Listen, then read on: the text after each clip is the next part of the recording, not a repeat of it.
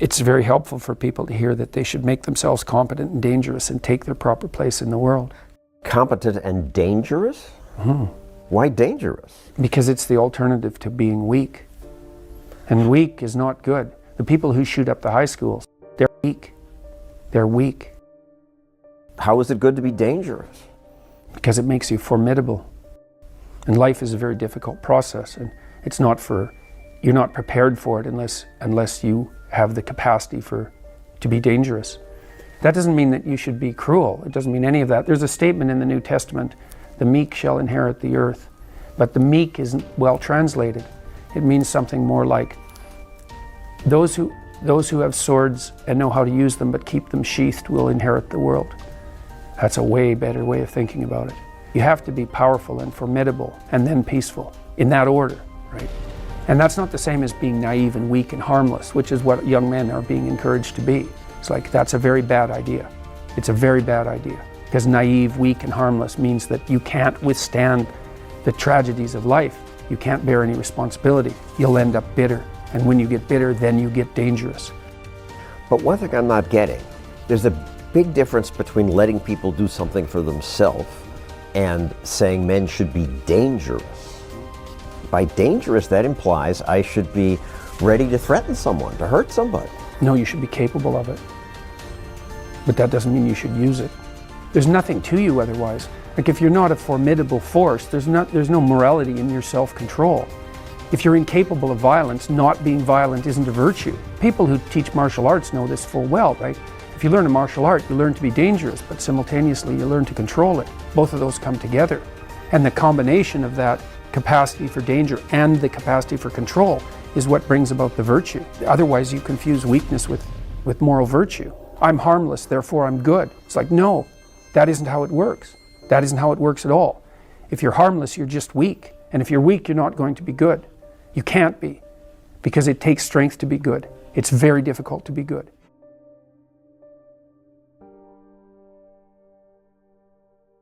You know, people differ tremendously in their temperaments, and to think that there's a warrior temperament is a perfectly reasonable thing to think. I mean, there's been whole cultures, many cultures, who are devoted to fostering that warrior mentality, you know, where if you weren't like that, you were the outlier.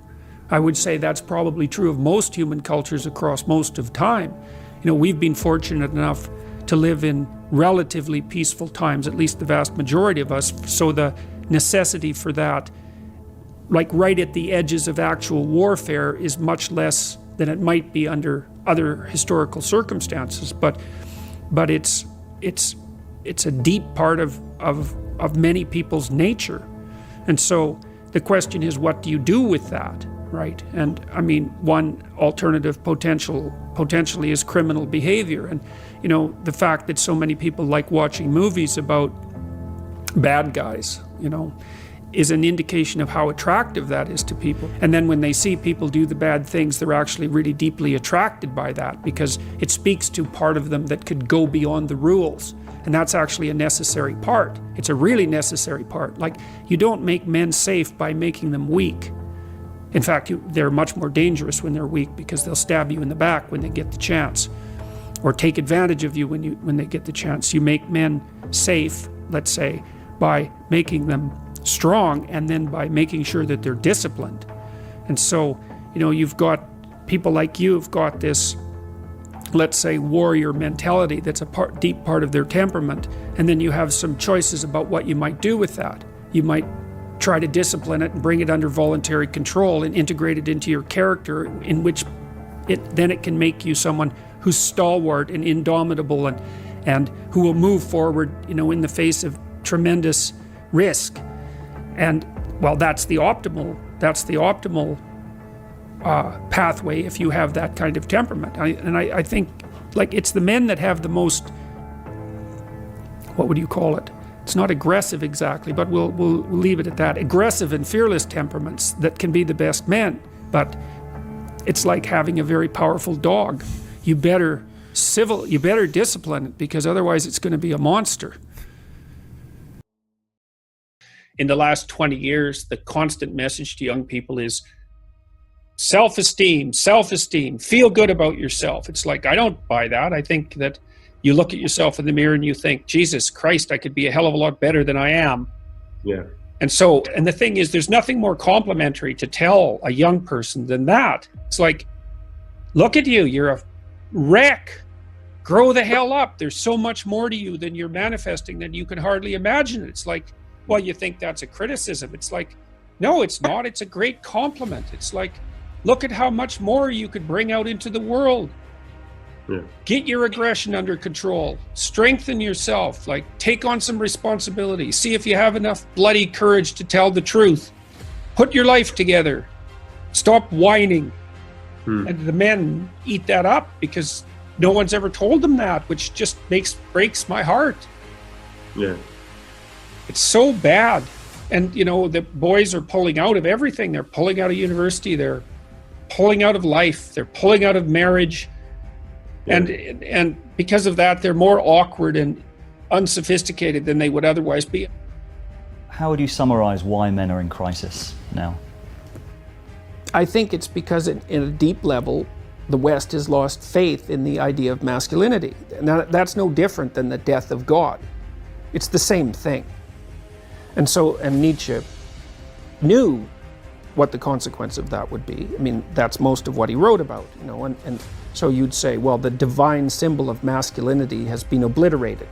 Well, so then what do you expect? What's going to happen? That means masculinity is going to become weak. And especially if the symbol is also denigrated, right? Which it definitely is. So what that means is that the ideal that man could aspire to is denigrated. And well, then with your ideal in tatters, you're weak. That's definitional. So I think the reason that men have been responding positively to my thinking, let's say, is that I don't buy any of that. I like the masculine spirit. It's necessary, and it's not fundamentally carnage and pillaging.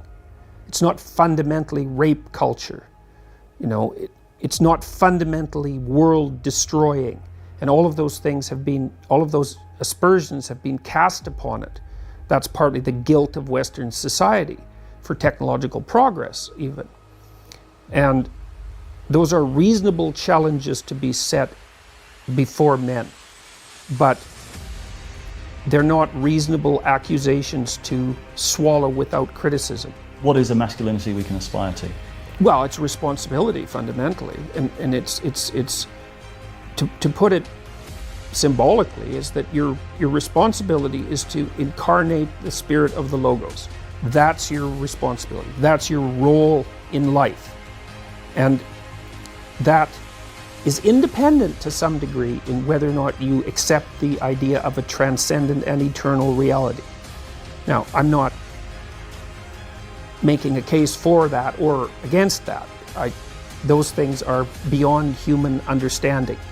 But we know what happens if people act poorly, if men act badly. We know what happens. We know that the world turns into something that's so close to hell that the difference is trivial. We know that. That's the story of the 20th century. So we should learn that lesson. And what that lesson is pick up the world on your shoulders and walk forward. Pick up the world with all of its trouble, with all of its suffering, with all of its evil, and move forward with it.